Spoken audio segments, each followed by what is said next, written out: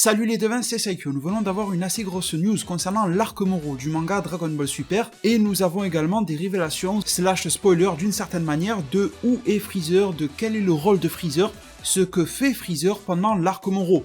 Il y a énormément de questions à son sujet, énormément de questions légitimes, de théories, est-ce qu'il aurait rencontré Moro ou pas, etc. Tous les cas de figure sont et étaient possibles, mais à partir d'aujourd'hui on va pouvoir mieux comprendre et en éliminer pas mal de ces cas de figure, car nous savons de manière un petit peu plus précise ce qu'il advient de Freezer et de son équipage, de son armée, dans l'arc Moro prisonnier de la patrouille galactique. Le tome 12 du manga Dragon Ball Super sort au Japon le 3 avril, à l'heure où j'enregistre cette vidéo, il est 1h du matin au Japon, donc déjà on commence à avoir des leaks, des machins qui nous parviennent, etc. Tome 12 dans lequel nous avons des illustrations bonus habituelles, il n'y a rien de trop transcendant au niveau des illustrations, un petit peu l'équipage de Moro, etc. Mais en tout cas ça va rien vous apprendre de nouveau.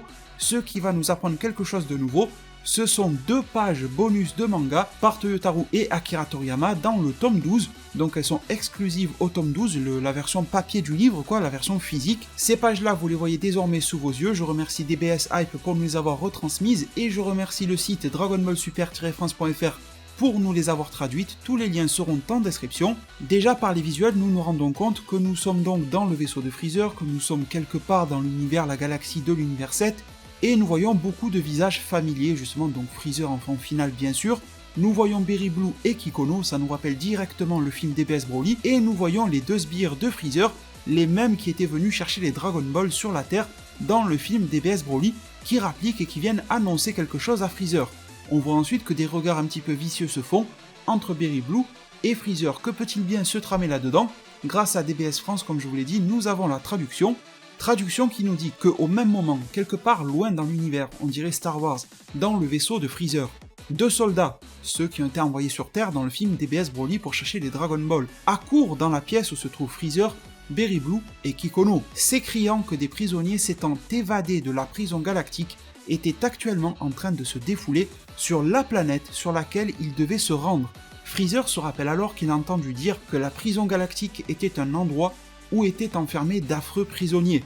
Ça c'est pour la première partie de la traduction, on va s'arrêter là 2 minutes pour essayer un petit peu de comprendre ce qu'il en est. Donc au même moment, quelque part dans l'univers, ça veut dire qu'on est soit pendant l'ellipse de 2 mois dans laquelle Moro est parti bouffer des planètes, Vegeta s'entraîne sur Yardra et Goku s'entraîne dans la salle de l'esprit du temps avec Merus, soit c'est au moment où Moro et son armée arrivent sur Terre. En gros, c'est ça. On a donc l'information maintenant que Freezer est au courant. Il n'est pas au courant pour Moro, mais il est au courant pour les prisonniers de la patrouille galactique. Donc le lien, la connexion entre Freezer et Moro n'est pas directe, mais elle commence à se faire. On a également l'information qu'ils ne se sont jamais rencontrés, sinon ils ne seraient pas étonnés, et ses gardes ne seraient pas étonnés non plus. Freezer qui était au courant de la patrouille galactique, c'est un petit peu comme Freezer qui est au courant de Boo ou qui est au courant de Beerus. C'est un petit peu du tricotage pour essayer de rendre un petit peu plus consistante l'œuvre Dragon Ball, mais c'est du bon tricotage, j'ai pas à me plaindre, ça passe. Freezer a des connaissances sur l'univers, sa famille n'arrête pas de rôder dans l'univers, forcément des connaissances entre lui et son père Cold, ils ont dû en emmagasiner des tonnes et des tonnes. Qu'ils connaissent la patrouille galactique ne m'étonne absolument pas, et les prisonniers de la patrouille galactique non plus.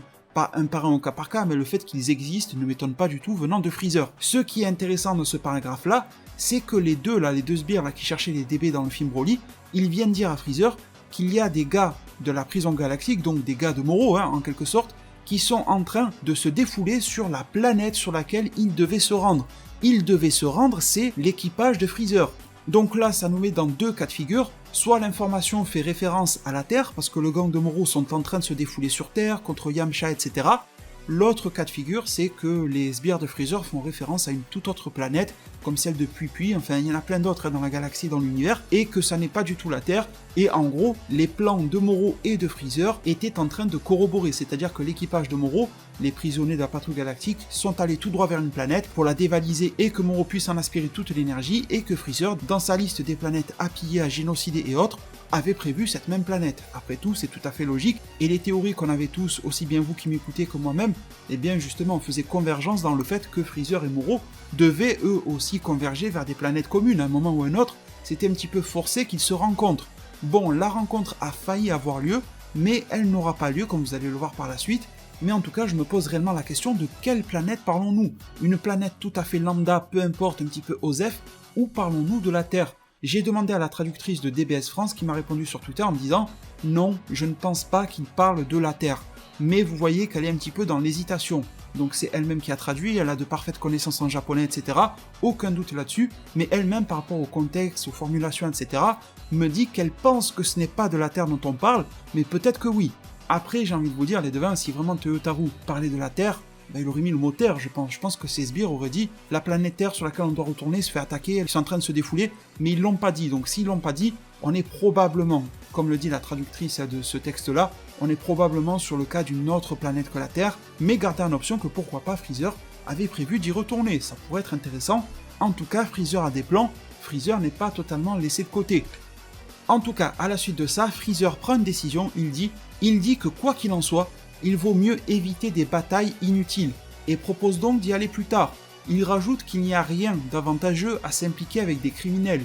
Kikono est interpellé par ce mot, criminels, faisant remarquer à Freezer que eux aussi ne sont-ils pas des criminels. Freezer est agacé et lui demande de répéter ce qu'il vient de dire. Bien évidemment, si Kikono se répète, il va finir avec une tête en moins sur ses épaules, ça on s'en doute bien. Du coup, ce passage-là nous met directement sur le ton. Freezer ne souhaite pas s'impliquer dans toutes les affaires par rapport aux prisonniers de la patrouille galactique et donc ne s'impliquera encore moins dans les affaires de Moro. Donc là, je pense que à 98% les devins, on peut sortir Freezer de cette histoire-là. Clairement, Toriyama et Toyotaru ne veulent pas le remettre là-dedans. Je trouve que c'est un plutôt bon choix, même si ça reste un choix difficile, parce que Freezer est là, il patrouille dans l'univers, pourquoi ne pas l'impliquer? Mais en même temps, Freezer a tellement été impliqué dans DBS jusqu'au début, qu'on aurait envie qu'il reste un petit peu sur le côté et de le revoir plus tard. Donc ils ont dû faire ce choix relativement difficile, de le laisser de côté dans l'arc, de le justifier par 2 pages bonus, et d'espérer que la pilule passe.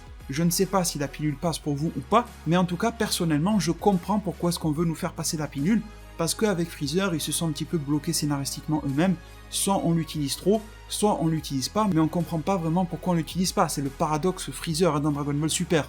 Du coup voilà, ne vous attendez pas à avoir une association ou une confrontation Freezer-Moro, on aurait pu la voir, visiblement elle est écartée de l'histoire.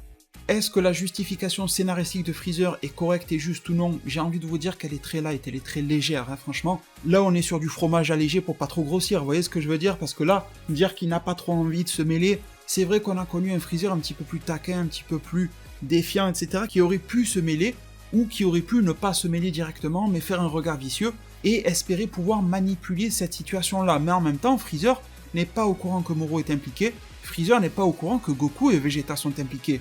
Il est juste au courant que des prisonniers de la patrouille galactique s'évadent et se défoulent. Franchement, à sa place, si tu n'as aucun intérêt personnel à t'associer à ça, pourquoi venir te mêler là-dedans, perdre des forces, etc. Faut être aussi un bon stratège de guerre. Dans ces cas-là, les ressources de Freezer sont grandes mais pas illimitées. Je trouve que la situation telle qu'elle est exposée reste légère mais se comprend tout à fait. Et ensuite et enfin, Kikono était un petit peu en danger de mort par Freezer, et bien Berry Blue prend la parole et explique alors à Kikono qu'ils ne sont pas des criminels. Elle ne se considère pas, elle, Freezer, Kikono, l'armée comme des criminels. Elle dit, et là on rentre directement dans l'humour à la Toriyama, qu'ils prennent possession des planètes, tuent la totalité des habitants originaux de la planète, dans le but de les revendre aux extraterrestres n'ayant plus nulle part où vivre et étant dans le pétrin. Il s'agit donc de business, et oui, pas de criminalité. Freezer approuve les dires de Berry Blue qu'il aurait cru, et demande à Kikono si ça lui pose problème. Bien évidemment, ce dernier Kikono répond que non. Freezer ordonne alors qu'il s'empresse de se diriger vers une autre planète, après tout, selon lui, l'univers est grand.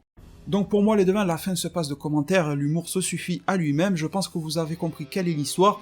Je trouve que c'est pas plus mal d'avoir ces 2 pages explicatives, je trouve que c'est toujours mieux quand c'est dans l'œuvre elle-même plutôt que d'avoir 2 pages à côté et c'est un youtubeur qui est obligé de venir vous les rapporter parce qu'elles sont pas vraiment dans l'œuvre et que vous allez les rater lorsque vous allez lire le chapitre. Je trouve ça toujours un petit peu chiant parce que là aujourd'hui on est tous d'accord sur ça, mais dans 1 an, 6 mois ou 1 an et demi ou je sais pas quand, il y aura la majorité qui aura oublié. Donc c'est le petit truc qui me gêne, mais en même temps, est-ce qu'on peut se plaindre que l'auteur veut nous donner des bonus dans le manga? J'ai envie de dire pas vraiment, c'est toujours cool les bonus, on est toujours preneur et ça vient toujours un petit peu aussi étoffer le lore de Dragon Ball et ça fait toujours plaisir de se sentir écouté aussi. Il y a des remarques des fans qui disent où est Freezer, ces remarques sont de plus en plus grandissantes, se font de plus en plus entendre, et bien justement, ils ne font pas la sourde oreille du côté des auteurs et de la maison d'édition japonaise La Shueisha, et ils nous balancent quelques explications, en plus elles ne sont pas juste au format interview, elles sont au format manga. Donc je grince un petit peu des dents que ça soit pas directement dans les chapitres, mais je peux pas me plaindre, ça serait totalement ingrat aussi. Bref, le plus important ce n'était pas ça, c'était le contenu en termes de scénario. Dites-moi ce que vous en pensez. Est-ce que vous trouvez que c'est nul, que c'est trop léger, que c'est moyen? Est-ce que vous trouvez que l'explication colle parfaitement à la situation? Vous en avez totalement le droit et je respecte tout à fait votre avis. Merci infiniment pour tout votre soutien. N'hésitez pas, si vous aimez ce genre de news, la rapidité avec laquelle je peux vous les apporter sur ma chaîne YouTube, à laisser un maximum de pouces bleus, de likes sur cette vidéo-là. C'est gratuit pour vous et c'est très rapide et moi ça m'aide mais vraiment de ouf. Merci infiniment pour tout votre soutien. Prenez tous extrêmement bien soin de votre futur et à plus pour de prochains arts divinatoires.